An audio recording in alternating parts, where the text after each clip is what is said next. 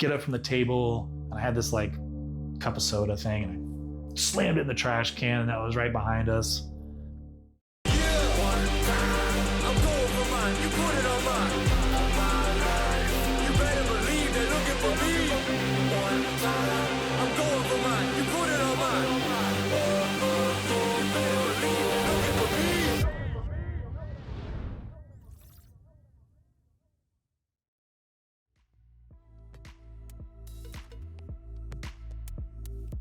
My name is Brett Kimes. I'm 46 and I'm from Fort Worth, Texas. Right now, I own my own editing and videography business called Real Sharp Studios. Poker and owning my own business allow that freedom to have the time with my son that I very much enjoy and love and look for every single time I'm with them.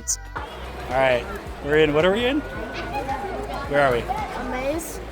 The maze of Horchatown? Yeah. Horchatown. Look at this thing. I mean, in my opinion, like his biggest win is just he's a good dad, you know? And I don't think it gets any better than that. I do have him half the time, but we rotate a lot during the week. So like I have him every Thursday during school, I have him every other Wednesday, and I have him every first, third, and fifth weekends. And that includes holidays too. So big tournaments that are on holiday weekends, things like that, I never can play them, generally speaking, because, you know, I get to be with my son instead, which I'd prefer 10 out of 10 times. So don't get me wrong, but that balance between being a single dad, which means I got to do everything. I do all the cooking, all the cleaning, all the taking care of him, all the school stuff, getting him ready, bath times. I mean, you know, everything I've got to do on my own. So trying to fit that schedule and the logistics of that while also trying to run a business, play poker, you know, do a docuseries, everything. It's a lot, and it's a lot to chew. I have no bankroll right now. I'm just kind of flying a little bit by the seat of my pants to try to build a bankroll, because right now, I'm essentially back at zero. So, you know, I have a couple grand, don't get me wrong, you know, a little bit to play with the $200, $250, $300 tournaments here and there. But really, that is probably my second biggest obstacle, or it's like a 1A, 1B, where just putting together some scratch for a bankroll is a huge obstacle for me right now. And really the last like 2 or 3 years, I've been running just terribly bad. Now I haven't really played a ton of volume. So we're talking running bad out of like 40 tournaments in the last couple of years. So it's not like that's crazy, but still it is running bad, and that does cost you money. And when you're not following good bankroll management guidelines, you can run out of that bankroll fast, which is what I've done in the past before. So my bankroll confidence, or you know, the confidence that I could just play whatever I want, whenever I want, is definitely non-existent and not there. And it's something that I would like to have back again when I do get a bankroll. That's the only piece of confidence I feel like I'm missing. My game is on point. My skills are on point. I'm comfortable at the table. I'm very good with my reads. I'm great with GTO, even though I don't really use it that much in the levels that I play in. But I make really good decisions, and I'm right like 90% of the time. So that part of my game, I'm super confident. I'm also very confident in my skills as a father. That's outside of poker. I love being a dad. I love taking care of my son. He's my mini-me. He's like my little best friend. And I think being a dad is one of the best things that I am. And I'm the most confident in doing, even though I'm always trying to improve that as much as I can.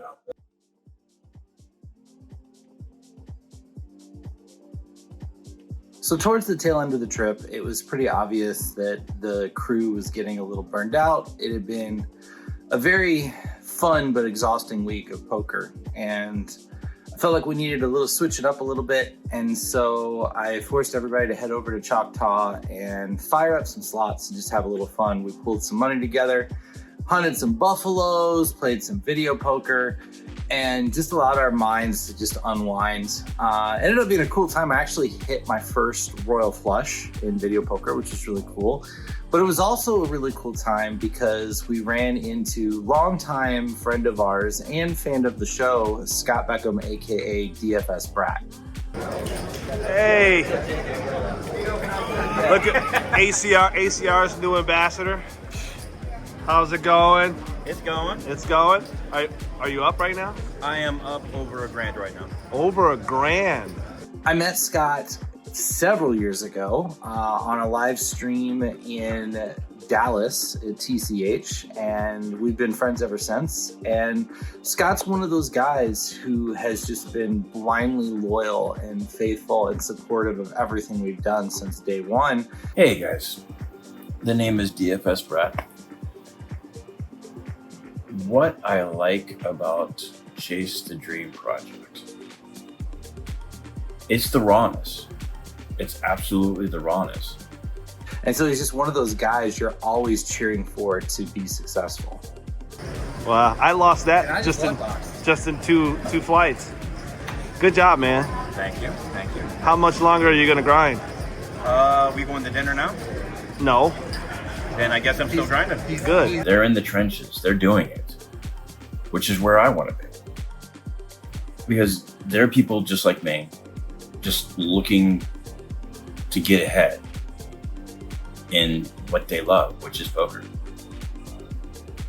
And not only that, they love to help people like me. So it's relatable in the fact that I relate to them in the fact that I love to help people. And so it was really cool to see him out in Choctaw, hitting the cash games, and just running the table over.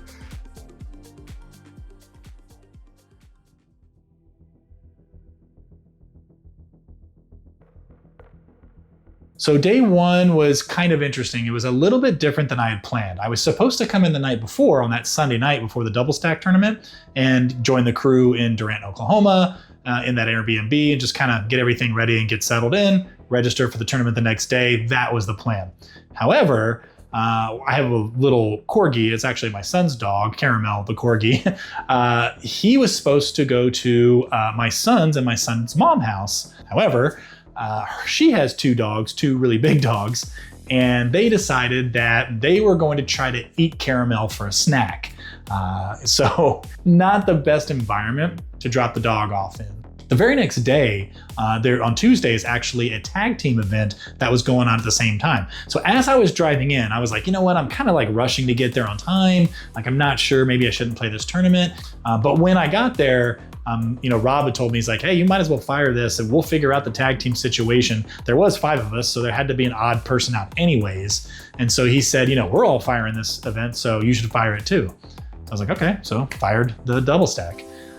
Day one went really well. I did lose a few hands, but I almost couldn't lose. Even situations that I knew I was behind, but mathematically I was getting the right prices to call. I would call and I would win those hands. And yeah, I was behind, but the math played out and I won the hand. So stuff like that was happening, which really hadn't happened in a long, long time. So I do remember, a lot of that on day one. And then at the end of day one, Day came over and she's kind of, videotaping me a little bit and kind of documenting the whole thing. Thankfully, since I usually do the filming, so it's nice to be on the other side of the camera for a change. But she asked me, she said, well, as I was bagging up my chips, I remember specifically, she goes, how long do you think it will take you to win this tournament tomorrow? And blinds tomorrow are going to be 15K, 25K. Okay, and I've got 40 bigs. Okay, and how long do you think it's going to take you to win it? I'm going to go with 7.5 hours. All right, you heard it here. Over under 7. 7.5 hours. In 7.5 hours, we will have Brett with his first ring. All right. Let's seal this and go home, huh? Let's go. And what's ironic is the tournament did take 7.5 hours, which is kind of funny. Went back to the Airbnb. I still hadn't really established a bed or anything like that yet, but I get in and Jay's on the floor on this like roll up mat that Craig had brought, for us to kind of sleep on in the living room.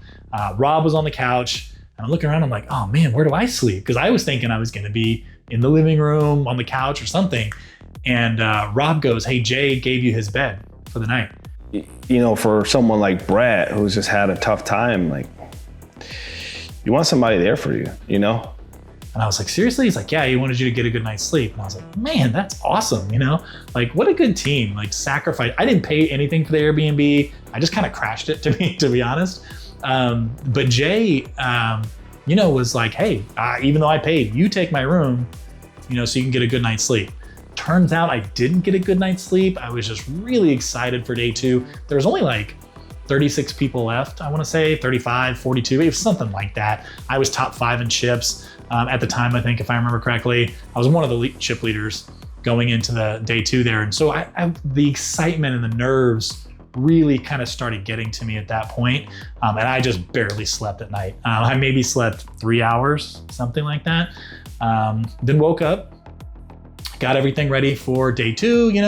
Craig had made breakfast. I think it's blueberries, eggs, those kind of things. I ate a little breakfast. We all went, to Choctaw together, which was a lot of fun, just kind of riding with friends and, going from a house of poker friends over to, the tournament. Was really cool. Kind of reminded me of like World Series back in the day when we used to do things like that. When I used to do things like that with friends. So it was kind of neat. But we roll in, and then day 2 started. I was ready. I was like, okay, I have a plan. Craig actually was telling me, he's like, what's your plan for today? We kind of went through what, we thought the plan would be and the best way for me to accumulate chips and make a final table. That was really like the next step is, play really good ICM strategy, get to the final table. That was kind of the first check mark. Second check mark after that, obviously, is win the tournament. So that was the plan. So we go in, and the first hand, major hand that I'm involved in, I pick up ace king. And I have about 45 big blinds, something like that. A 21 big blind stack, I want to say, something like that. Re-raises over the top of me and comes all in. So he jams all in for his whole stack. So he re-raises me all in for his stack anyway. So it's about half of my stack. Folds back to me. I have ace king. I think it was ace king suited, in fact.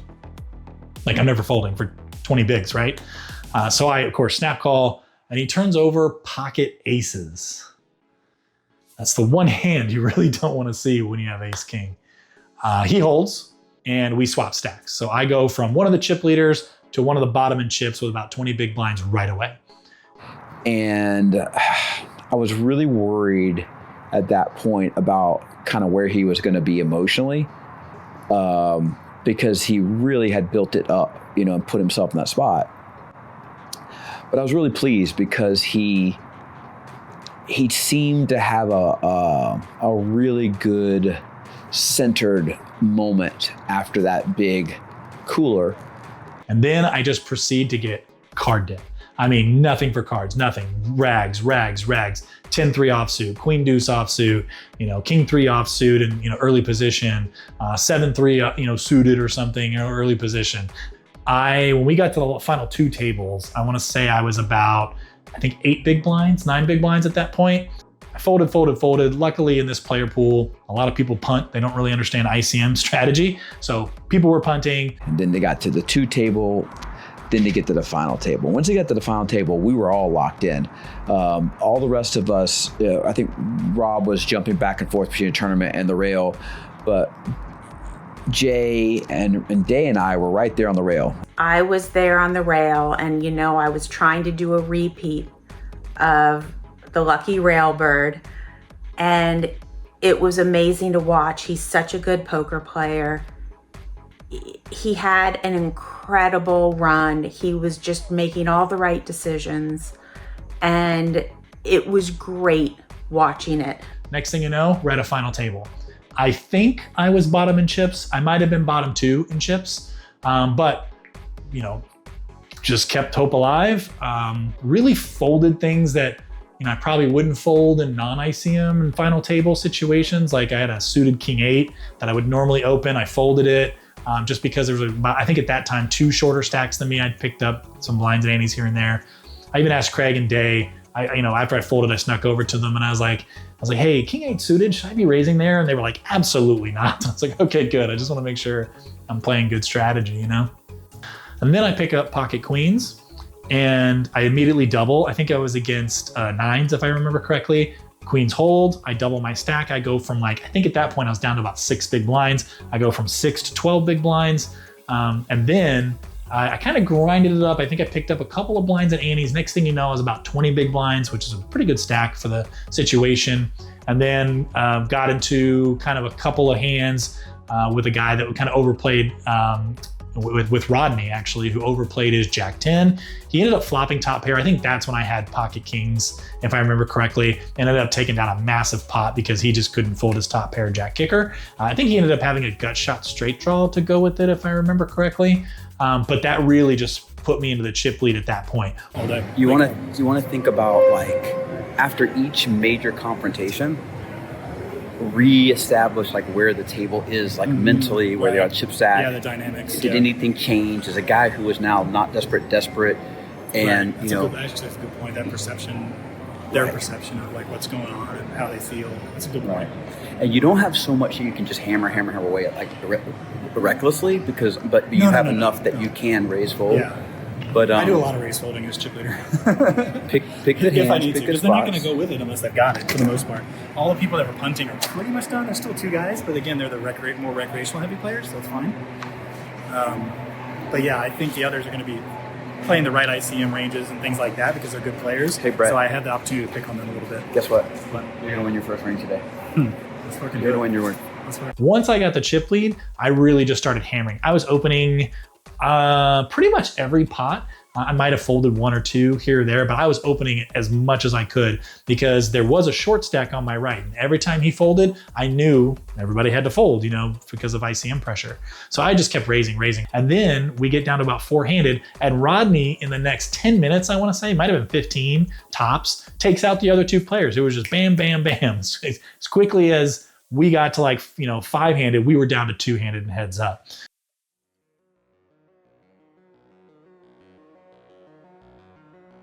He gets heads up, and naturally, I'm feeling like this is gonna be it. The heads up battle, I'd like to say was a good one. I mean, I feel like I played well. I was kind of keeping pots small. Every hand that I won, I bluffed. So that was really cool. I got all my bluffs through when we were heads up, which was great. However, every time I had a value hand, so second pair, or I had a straight in one hand and he had a higher straight. I mean, it was just things like that where every time I had a value hand, it was second best. The cards just totally went against him.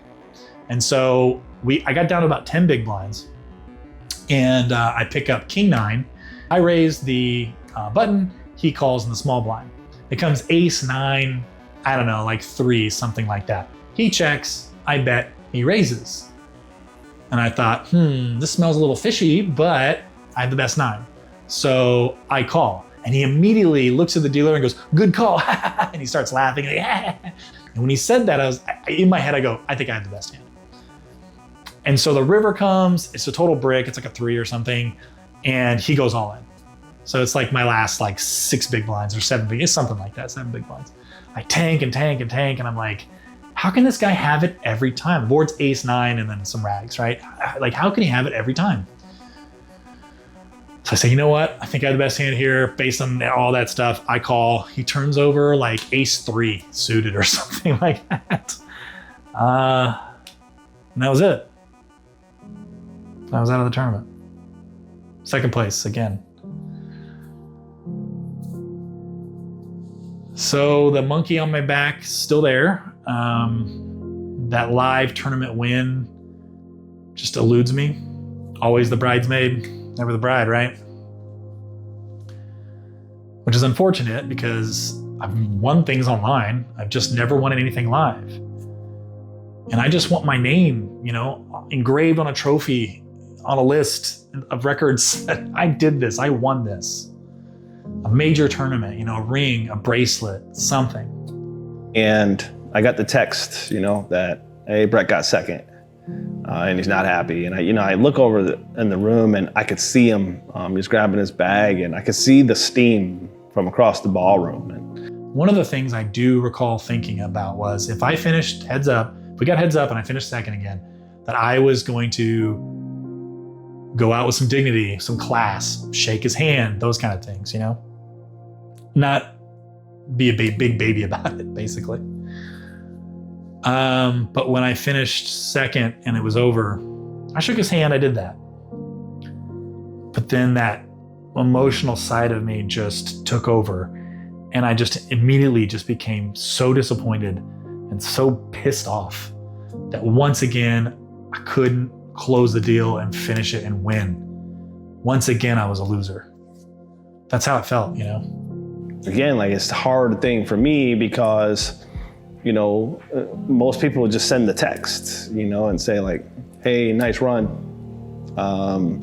You did your best, nothing you can do, nice score, you know, and I could see literally from across the room, like he was in a different place, you know?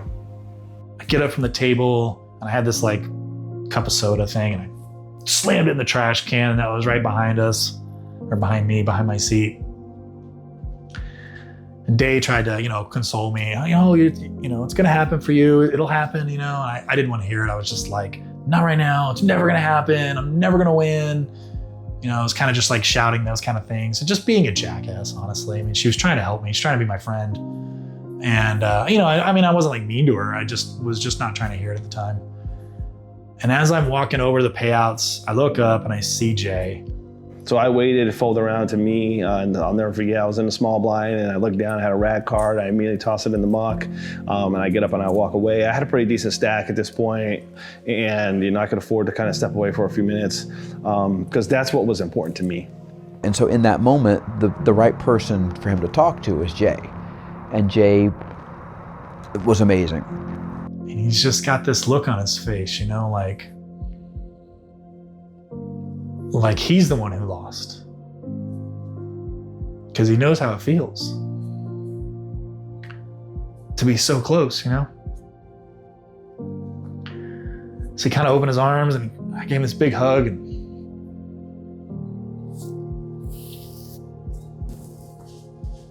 I immediately start just crying on his shoulder like a baby. Like I just couldn't stop.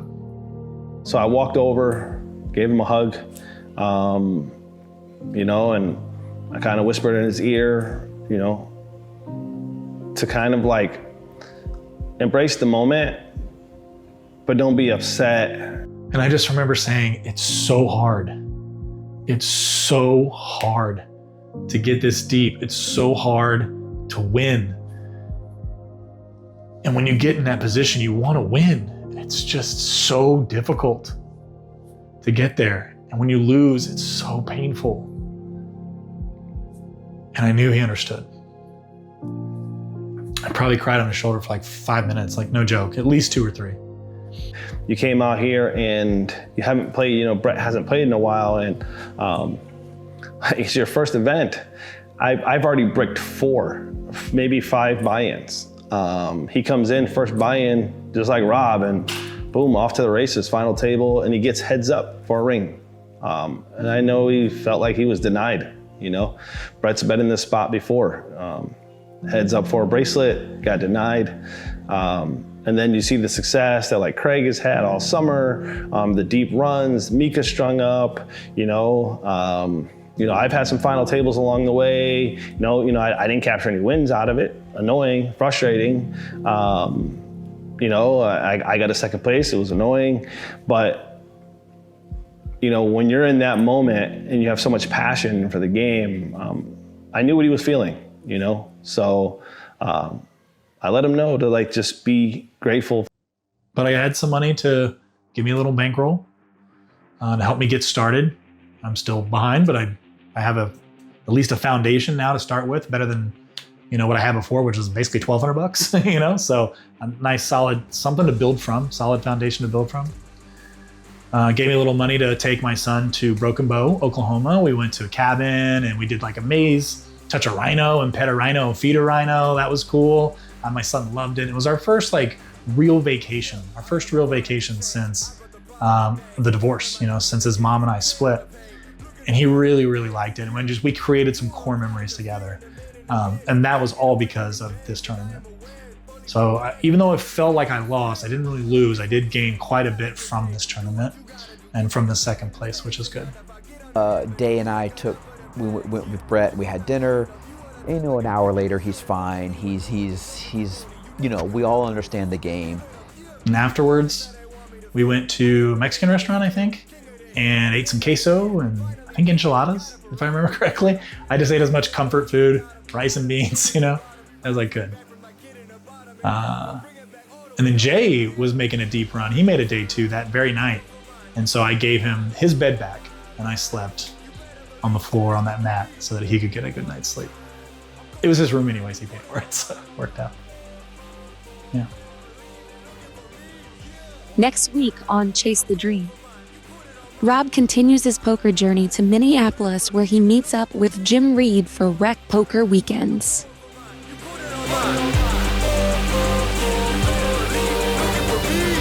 I gotta go, and this I go. I'm dying a legend, that's just so you know. Yeah, I'ma go get it. We just keep pushing the limit. I am like all the way with it, all the way living. Y'all are just bearing no witness. You can keep staring out windows and watch how I do it. They trying, they taking their pictures. Yeah, homie, that's all the way real. Work, but I feel like a meal. This is the deal. Dollars ain't matching the skill. I am the king of the hill, man of the year. Magic how I disappear. Level up, get out of here. Watch how I move and they taking a steal, but I do not fuck with you, making that clear. Yeah.